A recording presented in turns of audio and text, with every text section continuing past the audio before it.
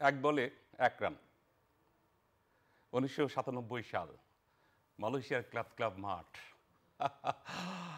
সম্মানিত viewers, channel I অনলাইনে এই মুহূর্তে এক্সপার্ট অপিনিয়নের জন্য, বিশেষজ্ঞ মতামতের জন্য আমরা এমন একজন মানুষকে আজকে আমন্ত্রণ জানিয়েছি, আপনাদের প্রত্যেকেই ভালো লাগবে। পুরো জাতি তার ফ্যান। আর সিম ডিপার্টমেন্ট আছে না, এই যে পেস বোলিং আমরা যাকে বলি, সেই পেস বোলিংয়ে যারা তরুণরা, উদীয়মানরা যাকে দেখে অনুপ্রাণিত হন, মডেল বা আইডেল ভাবেন। টেস্ট ক্রিকেট হলো ২০০০ সালে বাংলাদেশের টেস্ট ক্রিকেটের যাত্রা শুরু হলো ভারতের সঙ্গে ঢাকা স্টেডিয়ামে। যিনি প্রথম ওভারে প্রথম বলটি করলেন। আমার স্টকে না আজকে বিশেষণটা ফুরিয়ে যাবে, হারিয়ে যাবে। জনাব হাসিবুল হোসেন শান্ত। একটু পরে, এই তো আর কয়েক ঘন্টা পরে, 4.5-5 ঘন্টা পরে শ্রীলঙ্কার মাটিতে 3 ম্যাচ টি-20 সিরিজের সিরিজ ডিসাইডার ম্যাচ, অর্থাৎ অঘোষিত ফাইনাল। কেমন করবে বাংলাদেশ, সেই মতামতের জন্য আজকে আমরা বিশেষজ্ঞ, দক্ষ, অভিজ্ঞ একজন সাবেক ক্রিকেটার, বর্তমান বাংলাদেশ ক্রিকেট বোর্ডের এজ ভিত্তিক দলের সিলেক্টর জনাব হাসিবুল হোসেন শান্তকে আমন্ত্রণ জানিয়েছি। তিনি তার মতো করে আজকে মতামত জানাবেন। শান্ত ভাই, আপনাকে আমাদের চ্যানেল আই স্টুডিওতে স্বাগত জানাচ্ছি। ধন্যবাদ আপনাকে। কেমন আছেন? জি আলহামদুলিল্লাহ, খুব ভালো। কেমন করবে বাংলাদেশ? আসলে টি-20 খেলা প্রেডিকশন করাটা ভেরি ডিফিকাল্ট, বাট লাস্ট যে টি-20টা বাংলাদেশ খেলেছে সেটা ধারাবাহিকতাটা যদি ধরে রাখতে পারে তাহলে অবশ্যই আশা করি ভালো খেলবে। বাট কনফিডেন্স লেভেল একটু হলেও হাই আছে। বাট আমাদের সমস্যা হচ্ছে যে আমরা বিগত অনেকগুলি ম্যাচে আমরা কন্টিনিউ পারফর্ম করতে পারছি না, বা কেউ যদি ফর্মে ব্যাটিংয়ে আসছে সে কিন্তু পরের ম্যাচ রান করতে পারছে না। তো সেই জায়গাটা থেকে চিন্তা করলে আমরা হয়তো বা ব্যাকফুটে থাকতে পারি। বাট যদি এই ধারাবাহিকতাতে থাকতো হয়তো বা তাহলে আজকে এই কথাটা উঠতো না যে অঘোষিত ফাইনাল আমরা মানে তার আগেই ভালো একটা রেজাল্ট দিতে পারতাম। বাট আর একটা জিনিস খেয়াল রাখতে হবে, আমাদের যে এখন যারা ইয়াং জেনারেশন আছে, আপনি যদি দেখেন তামিম জুনিয়র, ইমন, সাকিব, শরীফুল, সাইফুদ্দিন বেশি মাঝখানে খেলেন, নতুন করে খেলছেন। বাট এরা কিন্তু লিটন আর আপনি মিরাজ বাতি মোটামুটি সবাই নতুন, কিন্তু একদম ইয়াং জেনারেশন। তো তাদেরকে একটু সময় দিতে হবে। আমি মনে করি যে বাংলাদেশ টিম এই যে সেট আপটা যদি একটু সময় যায়, আমার মনে হয় যে এখন বর্তমানে যে অবস্থা তার চেয়ে অনেক বেটার। মাঝখানে কিন্তু শ্রীলঙ্কার অবস্থা খুব খারাপ ছিল, আপনি যদি চিন্তা করেন লাস্ট 2-3 বছর কিন্তু শ্রীলঙ্কা খুব খারাপ অবস্থা ছিল, তারা পারফরমেন্স খুব খারাপ ছিল। এখন দেখেন ওরা কিন্তু একটা টিম পুরো সেট করে আবার ফর্মে চলে আসছে। তো আমাদের এই নতুন জেনারেশনটা সেট হতে একটু সময় লাগবে। বাট আমি মনে করি এই যারা আছেন এখন বর্তমানে তারা যদি কন্টিনিউ ভালোভাবে খেলে যেতে পারেন, আগের চেয়ে অনেক বেটার ক্রিকেট খেলবে বাংলাদেশ ক্রিকেট। আমরা বিশ্বাস রাখতে পারি তাদের প্রতি। অবশ্যই। দারুণ। শান্ত ভাই, একটু কথা বলি। পারভেজ ইমন অথবা সাকিব অথবা তামিম, বর্তমান তামিম, এরা একেবারেই নতুন। আমাদের লিটন, শান্ত অথবা এখানে মুস্তাফিজ, এরা কিন্তু অলমোস্ট মেহেদি মিরাজ 10 বছর হয়ে গেল। কিন্তু এই জুনিয়ররা যেভাবে অপোনেন্টের চোখে চোখ রেখে খেলছে, এরা কি এই যে লিটনদের একটু কিন্তু দুর্বলতা বা মানসিক একটা প্রস্তুতি বা মানসিকভাবে পিছিয়ে রয়েছে? না, লিটন কিন্তু মানে লিটন যে ধরনের ব্যাটিং করে আসলে আমি জানি না ও কেন পারছে না। ও কিন্তু ও কিন্তু প্রচণ্ড হার্ড হিটার ব্যাটসম্যান। আমি কিন্তু ওকে অনেক আগ থেকেই তোকে ধরেন দেখছি, এই গ্রুপ থেকেই দেখছি। ও কিন্তু তামিমদের মতন একদম স্ট্রোকি প্লেয়ার। আপনি যদি দেখেন ও কিন্তু আরও টেকনিক্যালি সাউন্ড ভালো। জানি না এটা মেন্টালি বা ফিজিক্যালি বা কোনো কারণে উনি কেন পারফর্ম করতে পারছেন না। বাট লাস্ট ম্যাচে রান করেছেন, এটা গুড সাইন। তো ওনার কাছ থেকে আমাদের আশাটা সবসময় বেশি থাকে। সো আমি মনে করি লিটনের যারা আছেন এখন নতুন, শামীম পাটোয়ারি বলেন, তামিম বলেন, ইমন বলেন, তার চেয়ে কিন্তু টেকনিক্যালি সাউন্ড কিন্তু লিটন। ইয়েস, লিটনকে মোনালিসা বলা হচ্ছে সামন্ত viewers. Mona Lisa, Leonardo da Vinci যে মোনালিসার ছবি এঁকেছিলেন, লিটন নাকি যখন ব্যাট করেন তখন নাকি তিনি তার ব্যাটিংয়ে মোনালিসার ছবি ভেসে ওঠে। শান্ত ভাই, আপনাকে নস্টালজিক করে দিই, একটু স্মৃতিচারণ করি। এই যে আমি যেটা শুরু করেছিলাম 1997, এক বলে এক রান, আকরাম ভাইয়ের অধিনায়কত্ব কতটা উপভোগ করেছিলেন, অথবা খালিদ মাসুদ পাইলটের সঙ্গে হাসিবুল হাসান শান্তর ওই মোমেন্টামটা কি আলোচনা হয়েছিল সেই জায়গায়? না, আকরাম ভাইয়ের ক্যাপ্টেন্সি তো নো ডাউট ওনার মানে চমৎকার ক্যাপ্টেন্সির জন্যই তো আমরা চ্যাম্পিয়ন হয়েছি। সত্যি কথা বলতে মানুষ হিসেবেও একরকমভাবে ভালো। আমাদের যাতে সিনিয়র ছিলেন, বুলবুল ভাই ছিলেন, এখন যে বোর্ড প্রেসিডেন্ট, উনি তো চমৎকার মানুষ ছিলেন। তো ওনাদের যে আমরা যেইভাবে সাপোর্ট পেয়েছি, যার দরুন কিন্তু আমরা আজকে খুব ভালো ক্রিকেট খেলতে পেরেছি। আর ফাইনালি লাস্ট বলে যেটা হয়েছে, পাইলটের সাথে কথা ছিল যে মানে আউট কোনোভাবে আউট হবো না, এটা যদি উইকেট কিপারের হাতেও আমি বল না লাগাতে পারি, হাতেও চলে যায়, তারপরেও যাতে আমি রানের জন্য দৌড় দিই, সেটাই হয়েছে আর কি। আপনি ওই ওই উইনিং মোমেন্টটা ব্যাট উঁচু করে দৌড় দেওয়াটা, ওটা মনে আছে? জি, আপনি কি দেখেন কখনো ইউটিউবে, বা কেউ আপনাকে রাস্তাঘাটে দেখালে রিমাইন্ড করে, রিকল করে? না, ওই ফেস তো ধরেন অনেক চেঞ্জ, অনেক আগের কথা না। নাম বললে চিনে, বাট আগে তো আমাদের রেডিওতে খেলা দেখাই, তো এর জন্য চিনে না ওইভাবে। মার্টিন সুজির কথা মনে আছে আপনার? হ্যাঁ, সবার যোগাযোগ আছে? না, আমার সাথে কোনো যোগাযোগ নেই। আপনি কোনটা বেশি মানে মানে আপনার কাছে ভ্যালুয়েবল? আমরা হল্যান্ডের সঙ্গে জয়লাভ করে যে ম্যাচটা জিতলাম, অথবা ফাইনালটা, কোনটা বেশি আপনার কাছে ইফেক্টিভ? দুটোই ভেরি ইম্পর্টেন্ট, বিকজ আপনি যদি আইসিসি হল্যান্ডের সাথে না জিতলে আমরা মানে কোয়ালিফাই করতে পারতাম না। আর কোয়ালিফাই মানে আইসিসি চ্যাম্পিয়ন না হলে কিন্তু আমাদের টেস্ট স্ট্যাটাস পাওয়ার ক্ষেত্রে একটু সমস্যা হতো, সেটাও আমাদের কাজে দিয়েছে। তো আমি বলি দুটোটা ইম্পর্টেন্ট, বাট হল্যান্ডের সাথে আমি বলবো আইসিসিতে যে আমরা চ্যাম্পিয়ন হয়েছি, বা ফাইনালে ওঠার যে বৃষ্টির একটা ফ্যাক্টর ছিল, আনবিলিভেবল একটা ম্যাচ হয়েছে, যেটা সেখানে আমরা স্টার্ট করি ফার্স্টে, তো সেখানে ওই দিন আমিও ভালো বল করি, ভালো ফিল্ডিংও করি, বাট বৃষ্টি একটা হয়েছিল, 4 উইকেট আর্লি পড়ে যায়। পরে আকরাম ভাই, নান্নু ভাই, সাইফুল ভাই, মনি ভাই, বাট আকরাম ভাইয়ের ওই সময়ের ব্যাটিংটা মানে এটা মানে ভোলার যায়। আর সাথে যারা বৃষ্টির জন্য মাঠ শুকানোর একটা ফ্যাক্টর ছিল, শুধু আমরা প্লেয়াররা না, আপনারা যারা সাংবাদিক ছিলেন, যারা সবাই মাঠে নেমে পড়েছেন মাঠ শুকানোর জন্য, এটা বিশাল একটা ব্যাপার ছিল সেখানে আমাদের। তবে আমার কাছে মনে হয় যে হল্যান্ডের ম্যাচটাই আসলে আমাদের আজকে ক্রিকেটের এই পরিবর্তন। দর্শকদের কথা কি বলবেন, যে বাঙালি আনবিলিভেবল, মানে দেশেই মনে হচ্ছিল যে এত দর্শক। বাট যেদিন যখন আমার খালি একটু মনে আছে যে চ্যাম্পিয়ন হওয়ার পরে যখন আমি দৌড় দিয়ে গ্যালারির দিকে তাকালাম, যখন কিছু মানুষ একদম দাদাপ করে পড়ে যাচ্ছে সেন্সলেস হয়ে, তখন বুঝলাম সেন্সলেস হয়ে গেছে খুশিতে। শান্ত ভাই, ওই যে 97 সালে যে বাংলাদেশের দর্শকরা ক্রিকেটের জোয়ারে ভাসলো, ওরা মনে আর ঘরে ফিরেনি। এখন কি একটু ভাটা পড়েছে এই বর্তমান পারফরমেন্স? এখন তো অনেক খেলা হয়। এখন আপনার আগে তো আমরা ধরুন এত ইন্টারন্যাশনাল ম্যাচ খেলতাম না, এখন কিন্তু প্রচুর ইন্টারন্যাশনাল ম্যাচ খেলা হয়। যার ধরুন বাংলাদেশের খেলা দেখে, টিভি মিডিয়া অনেক বেশি, সবাই টিভিতে খেলা দেখতে পাচ্ছে। দর্শক আনাটা এখন ডিপেন্ড করছে যে কতটা আমি কিভাবে আকর্ষণ বাড়াতে পারি। তো ক্রিকেটটা লম্বা সময়ের খেলা, টি20 হলে দেখা যায় দর্শক হয় কিছুটা। তো এটার জন্য আসলে কারো দোষ দেয় আসলে সিস্টেম না পারফরমেন্স, আমাদের সিস্টেমের দোষ দেবো না, আমাদের পারফরমেন্সের কারণে দর্শক টানতে পারছি না। এখন আপনি যদি দেখেন মানে ওয়ান ডে, আমরা আগে কি খেলা, বাংলাদেশে কিন্তু অত খেলা হতো না, আবনি মডার্নই বেশি হতো, আবনি মডার্নই বেশি দর্শক হতো কিন্তু, আর নর্মাল কিছু হতো কিন্তু। বাট ওই বাংলাদেশের খেলা হলে হতো, বাট বাংলাদেশের খেলা কয়টা হতো, 4 বছরে 2 বছরে 1-2টা ইন্টারন্যাশনাল। রাইট।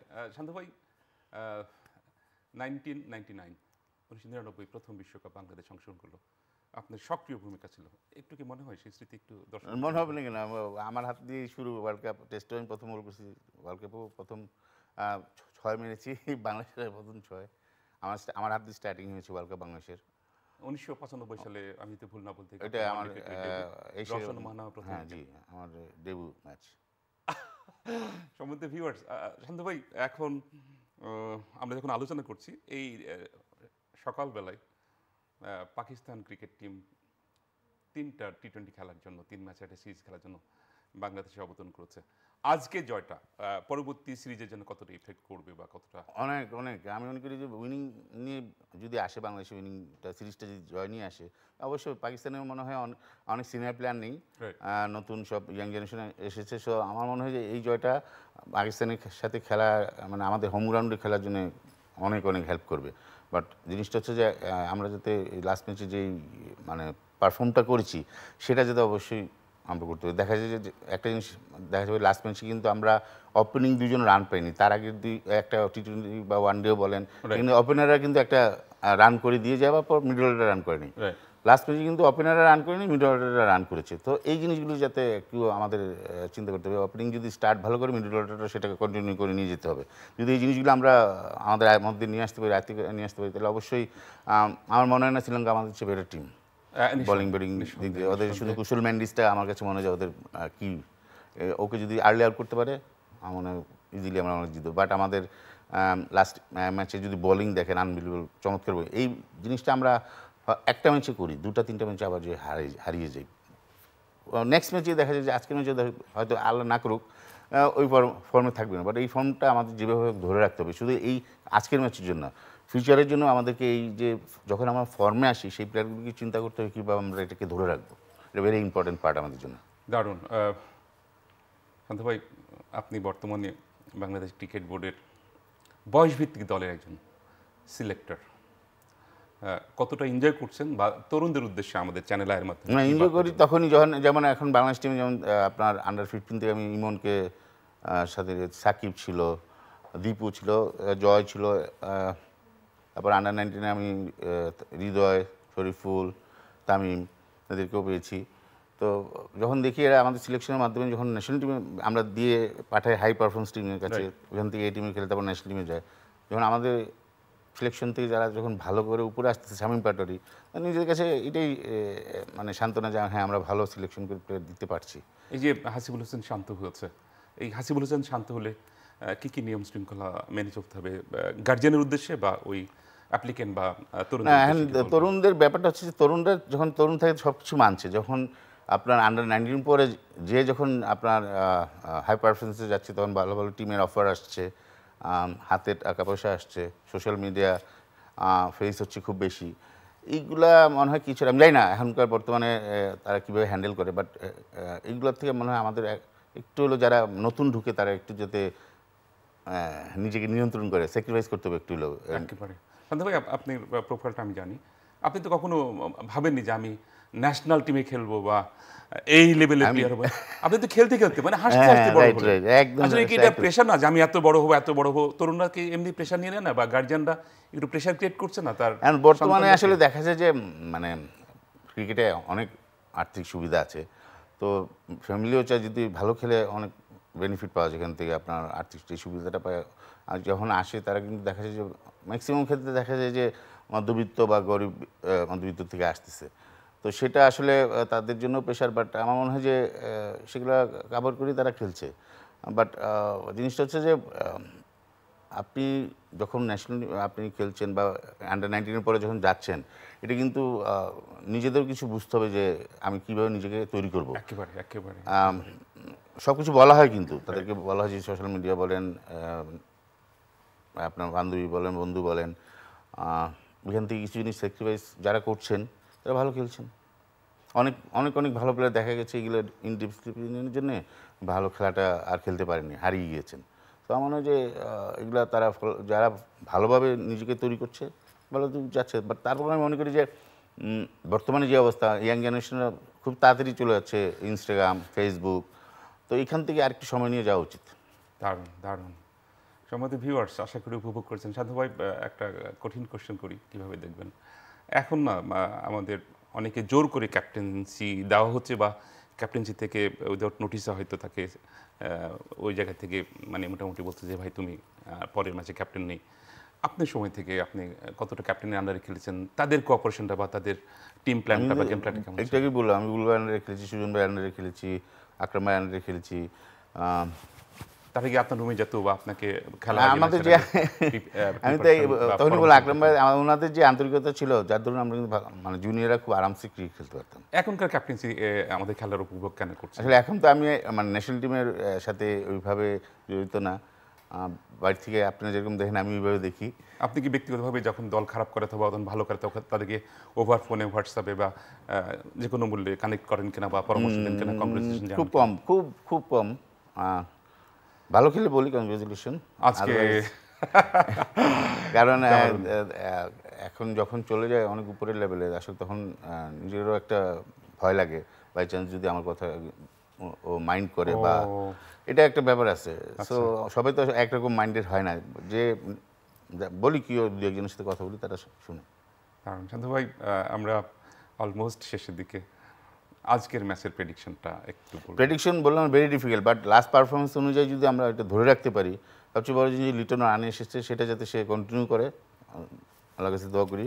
আর আমাদের বোলিং মাশাআল্লাহ ভালো হচ্ছে, ব্যাটিংটা স্টার্টিং দুজনই ভালো করছে, সেটাকে আর 20 ওভারের খেলা, 120 বলের খেলা, ডট বলটা একটু সংখ্যা কমাতে হবে। তারপর দেখা যায় যে অনেক সময় আমরা বাউন্ডারি মারছি কিন্তু সিঙ্গেল নিতে পারছি না, কিছু কিছু ভালো বলে সিঙ্গেল নিয়ে বেরোতে হবে।